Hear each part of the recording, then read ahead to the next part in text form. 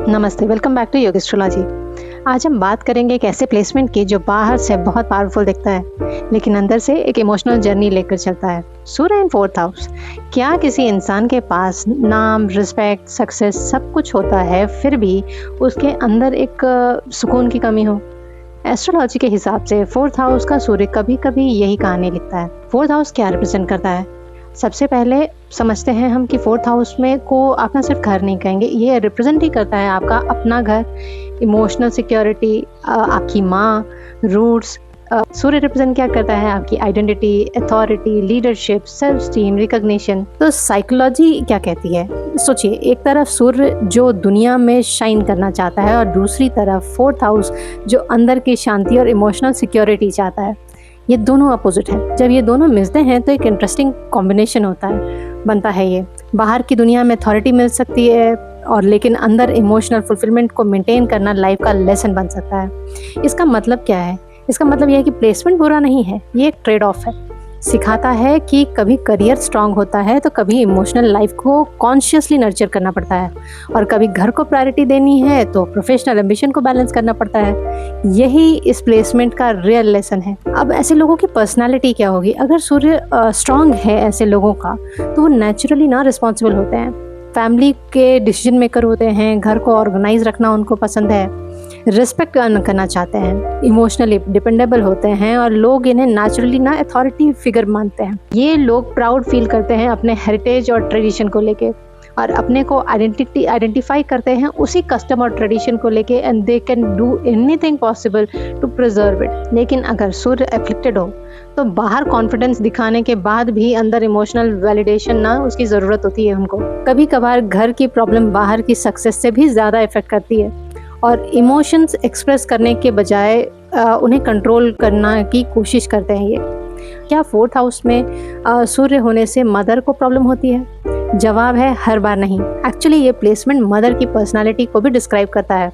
अक्सर मदर इस प्लेसमेंट की मदर्स ना इंडिपेंडेंट होती हैं, स्ट्रॉन्ग विल्ड होती हैं, रिस्पॉन्सिबल होती हैं, वर्किंग प्रोफेशनल भी होती हैं, कभी डिसीजन मेकर। अगर सूर्य स्ट्रॉन्ग हो तो मदर लाइफ की बिगेस्ट गाइड बन सकती हैं, और अगर सूर्य अफ्लिक्टेड हो तो रिलेशनशिप में ना इमोशनल डिस्टेंस, ईगो क्लैशेस या फिर सर्कमस्टांसेस की वजह से सेपरेशन भी देखने को मिल सकता है। लेकिन ये प्रेडिक्शन नहीं है, सिर्फ ये एक पॉसिबिलिटी है जो पूरी कुंडली देखकर ही कंफर्म होती है।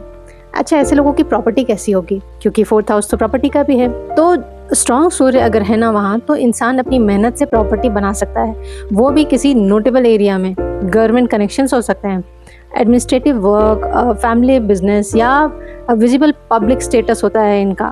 प्रॉपर्टी से गेन मिल सकता है, कभी कभार घर ही ऑफिस बन जाता है या घर की आइडेंटिटी ही प्रोफेशन का हिस्सा बन सकती है।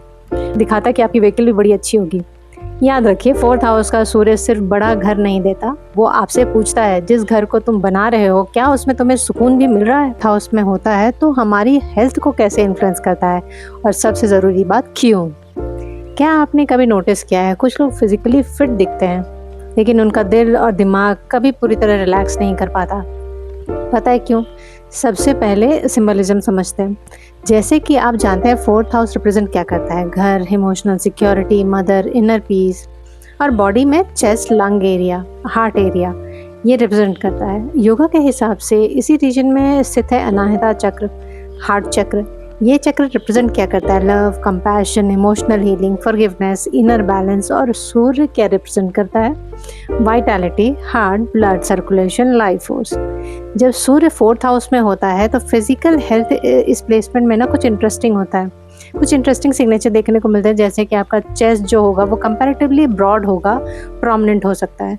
पोस्चर ना नेचुरली अपराइट, सीधी हो सकती है। अगर सूर्य स्ट्रांग है तो सपोर्टेड है तो वाइटैलिटी अच्छी होगी, स्टेमिना अच्छी होगी, रिकवरी अच्छी होगी, कैपेसिटी। अगर वही सूर्य अफ्लिक्टेड हो तो blood pressure fluctuation, heart rhythm sensitivity, chest related discomfort, stress का, कार्डियोवास्कुलर हेल्थ या हिडन इमोशनल हेल्थ, ये सारी में प्रॉब्लम हो सकती है। इस फोर्थ हाउस प्लेसमेंट में ना हेल्थ लेसन कम होता है, इमोशनल लेसन ज़्यादा छिपा होता है। बहुत से लोग इस प्लेसमेंट में ना फिजिकली थके हुए भी नहीं होते, इमोशनली थके हुए ज़्यादा होते हैं। उनकी माइंड आसानी से स्विच ऑफ नहीं कर पाता, चाहे सब कुछ ठीक चल रहा हो, लेकिन अंदर से आवाज़ आती रहती है और अचीव करना है और प्रूव करना है, सब कुछ कंट्रोल में रहना चाहिए। अगर सूर्य फोर्थ हाउस में है तो इंसान किसी भी फील्ड में ना नेचुरली शाइन करता है। और सबसे ज़रूरी बात कैसे, क्या आपने नोटिस किया है कुछ लोग सिर्फ जॉब नहीं करते, वो ना सिस्टम चलाते हैं, इंस्टीट्यूट बनाते हैं, प्रॉपर्टीज क्रिएट करते हैं। फोर्थ हाउस का सूर्य अक्सर ऐसी ही लीडरशिप देता है। जैसे पहले लॉजिक समझते हैं, करियर समझने से पहले हमें ना सिंबोलिज्म समझना पड़ेगा। फोर्थ हाउस रिप्रेजेंट क्या करता है? Home, land, property, vehicle, education, mother, emotional security. और सूर्य क्या रिप्रेजेंट करता है? Authority, leadership, administration, government recognition. जब लीडरशिप का प्लैनेट फाउंडेशन के घर में बैठता है ना, तो इंसान सिर्फ करियर नहीं बनाता, वो स्ट्रक्चर बिल्ड करता है। जैसे real estate, property development, housing projects बनाते हैं ऐसे लोग, कंस्ट्रक्शन, लैंड मैनेजमेंट, या फिर ना गवर्नमेंट लैंड डिपार्टमेंट से कहीं ना कहीं मिलेंगे आपको। ये फोर्थ हाउस ना लैंड और फिक्स्ड एसेट का नेचुरल हाउस है, और सूर्य ओनरशिप, अथॉरिटी और विजिबिलिटी देता है। ऐसे लोग प्रॉपर्टी क्रिएट करते हैं। एजुकेशन में अगर हम देखें तो वो लीडरशिप का प्लेसमेंट सिर्फ टीचर नहीं बनाता, इंस्टीट्यूट बिल्ड करता है। जैसे स्कूल का कोई प्रिंसिपल हो, यूनिवर्सिटी का एडमिनिस्ट्रेटर, डीन, एजुकेशन डिपार्टमेंट का officer, academic director, professional coaching, या कोई ओनर प्रोफेशनल कोचिंग सेंटर का। क्योंकि फोर्थ हाउस ना एजुकेशन का हाउस है। सूर्य नेचुरली अथॉरिटी चल जाता है, इसलिए ये लोग ना क्लासरूम से ज़्यादा इंस्टीट्यूट को लीड करने में शाइन करते हैं। ये हाउस व्हीकल का भी है, फोर्थ हाउस।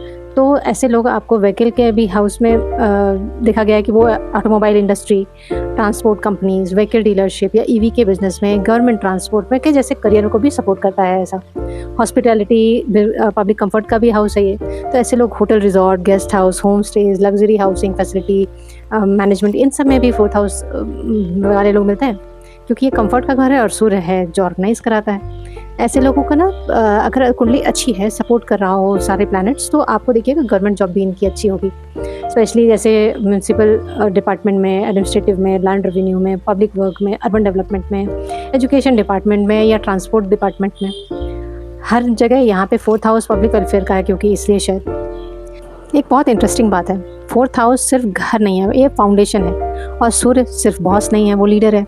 इसलिए इस प्लेसमेंट वाले लोग ना अक्सर ऐसे करियर में ही सक्सेसफुल आपको दिखेंगे जहाँ उन्हें कुछ फाउंडेशन क्रिएट करना होता है। चाहे वो स्कूल हो, हॉस्पिटल हो, हाउसिंग प्रोजेक्ट्स हो, यूनिवर्सिटी हो, या एक पूरा इंस्टीट्यूट ही बनाते हैं ये ऐसे लोग। इनकी सक्सेस सिर्फ पैसा कमाने में नहीं होती, कुछ परमानेंट बनाने में होती है।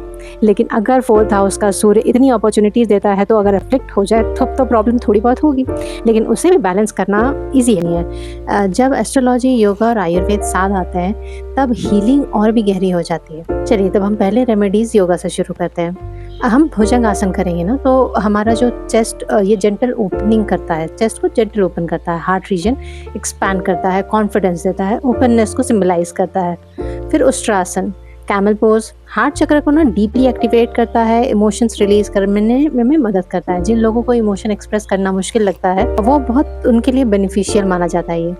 फिर मत्स्यासन, फिश पोज, चेस्ट और लंग को ओपन करता है, हार्ट और थ्रोट दोनों के चक्रास को ना स्टिमुलेट करता है। फिर सेतु बंध आसन, ब्रिज पोज, हार्ट रीजन को एनर्जाइज करता है, स्पाइन और चेस्ट दोनों को स्ट्रेंथन करता है। फिर सूर्य नमस्कार, सूर्य को बैलेंस कराने की बात हो तो सूर्य नमस्कार से अच्छा कुछ भी नहीं। फिर हम पूरे बॉडी में सूर्य की एनर्जी को एक्टिवेट कर पाते हैं। प्राणायाम का अगर देखा जाए तो अनुलोम विलोम, इमोशनल बैलेंस है ये। ब्राह्मरी स्ट्रेस रिलीज कराता है, नाड़ी शोधन, माइंड और हार्ट की एनर्जी को हार्मोनाइज करता है। आयुर्वेदिक अगर रेमेडी देखी जाए तो आप बात करें, क्योंकि सूर्य का संबंध पित्तदोष से माना गया है, ये हमने पहले भी एपिसोड बनाई थी। तो हेल्दी अग्नि को ना हमें मेंटेन करना है और एक्सेसिव हीट को ख़त्म करना है। तो उसके लिए लाइफस्टाइल क्या होगा? ब्रह्म मुहूर्त में उठिए, मॉर्निंग का 10-15 मिनट का सनलाइट लीजिए, मील्स टाइम पे खाइए, क्रोनिक एंगर जो होता है ना, इमोशनल सप्रेशन, वो सब मत करिए।